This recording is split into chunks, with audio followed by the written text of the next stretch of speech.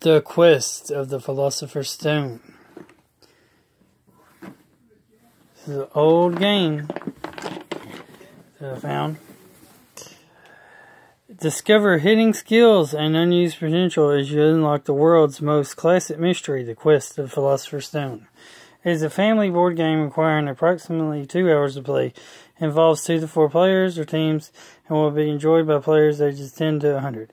The game is set in the year 1300 AD and will take you on a perilous adventure through the fabulous territories of ancient Egypt, Stonehenge, Camelot, and Atlantis. Your skills will be displayed as you encounter enjoyable brain teaser questions. Your strategy skills will also be challenged as you attempt to be the first to solve the mystery. Good luck in your quest.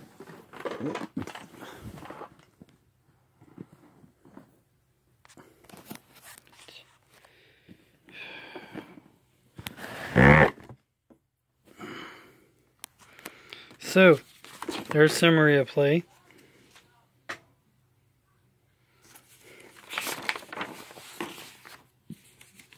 There's the components. There's how you play. There's start.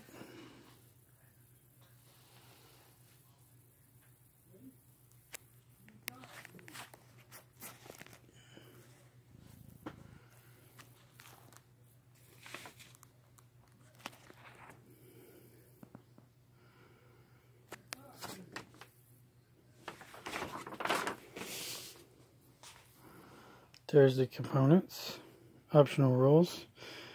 There's the quest. It is a time of kings and heroic deeds, an age when enchantments are still possible and dreams may come true. Yours is one of those dreams. You have traveled far through the deep forest in search of the house of the famed sage and alchemist.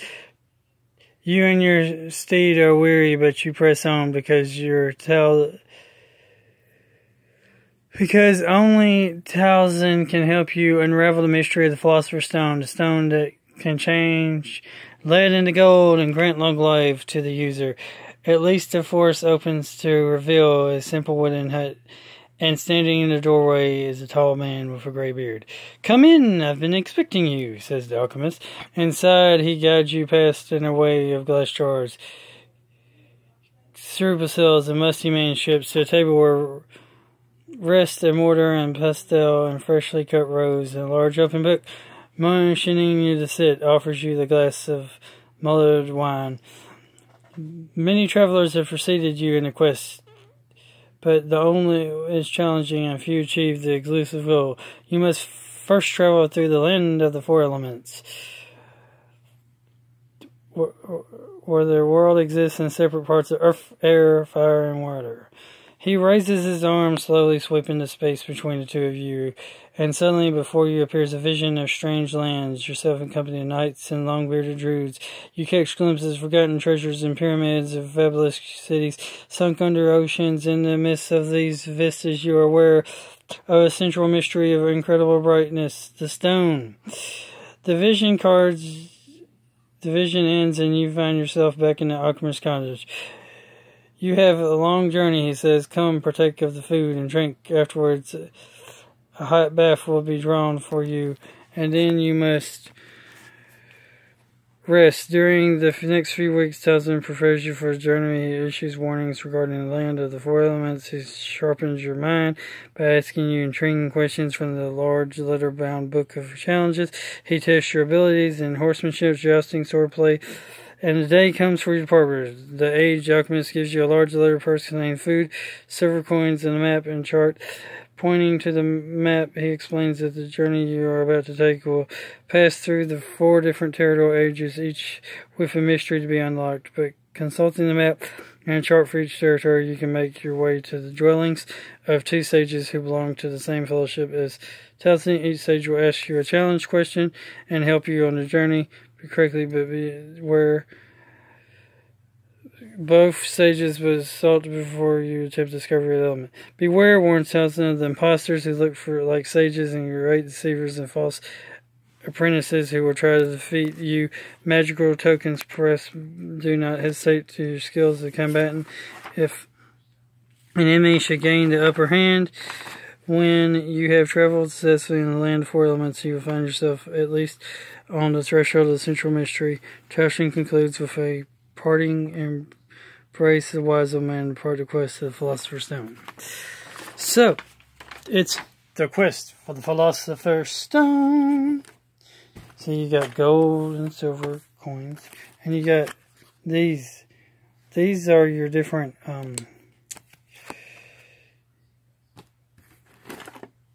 each one has a word, and basically you're trying to figure out what that word is, and you go around. Here's a cool big book with all kinds of cool challenges. I'll show you. Okay, see, so you have water, which has these different spaces. You got earth, you got air, which is Egypt. Water was Atlantis. Fire seems to be like medieval times. And you got fantasy times of earth. So you got the different ones. You can't pass these bushes. You can go around the trail. Each player starts in one of the 4 locations. You have to go through both locations and answer. In each location you go through, you have to answer challenging questions from these, which when you go to each one of these locations, or maybe it's this one, you get to discover one of the letters. So as you discover the different letters, when you finally get here, you after you've answered 2 challenging questions in each area, and you've gone to the 1, 2, 3, 4, the 4 different spots. So like one's earth, one's wind. That's waters, earth's air.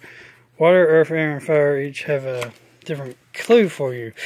Once you've answered all the challenging questions, you roll these die.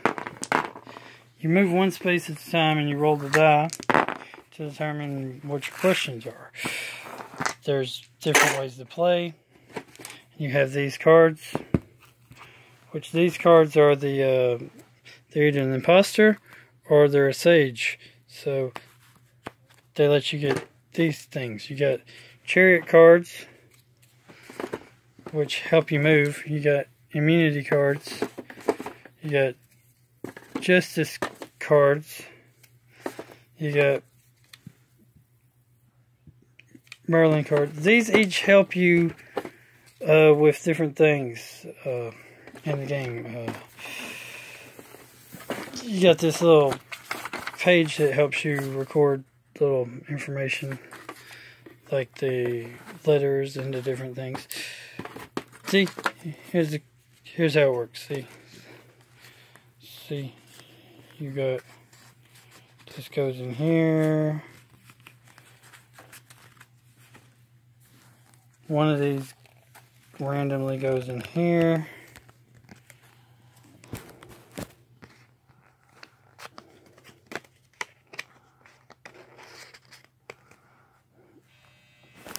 See, one of them randomly goes in there, and then when you just get to the, say you went to Earth, you would get to do that, and look, see, that's kind of neat. Then you got this awesome book here. It has all these little challenges.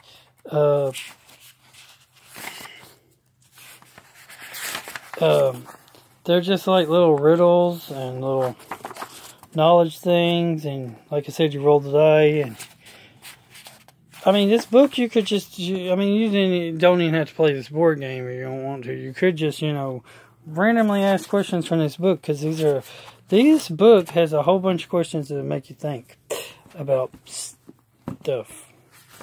See, like, just try to figure these little random knowledge questions out. They got little logic puzzles and stuff to solve. So you buy gold to you can use gold to buy these little cards, which help you do things. Chariot helps move. This like helps you in defense and attack and protects you with the rings. So you start here, and you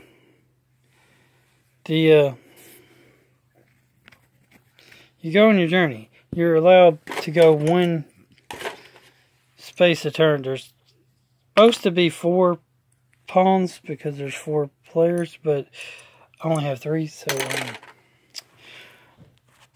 but I got plenty of pawns, so it's not that big of a deal. It's a good little general knowledge game, I guess, or maybe more advanced knowledge game, because some of those questions are pretty hard, and others are fairly simple and easy. So it's one of those old games that they made back in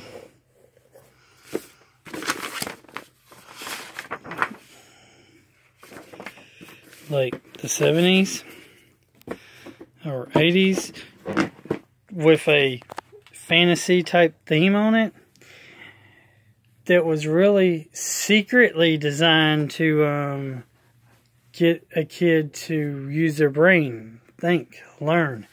And while adults can play it too, it's pretty much basically a fantasy game where you do a fantasy thing, go on this journey, this quest, seek out the sages, beware of the Phaoni sages, answer questions, and all in all, learn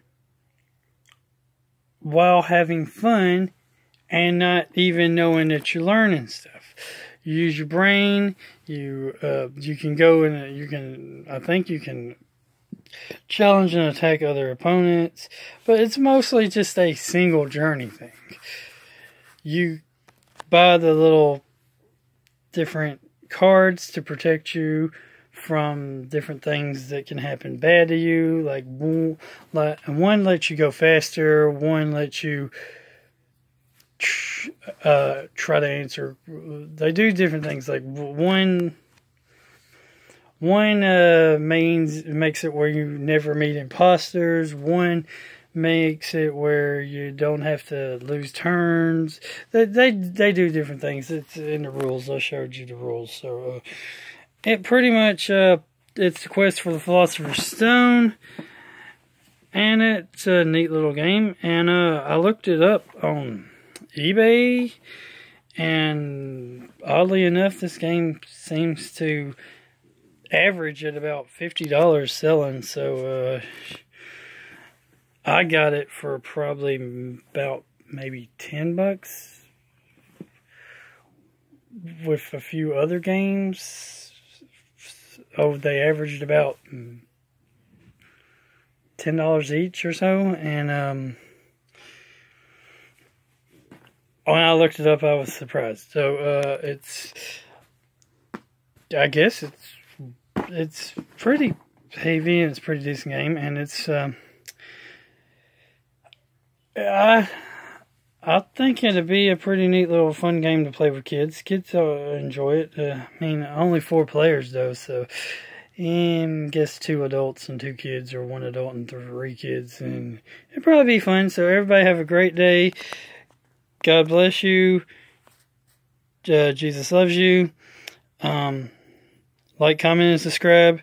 Tell me some games you'd love to see. And have a great day.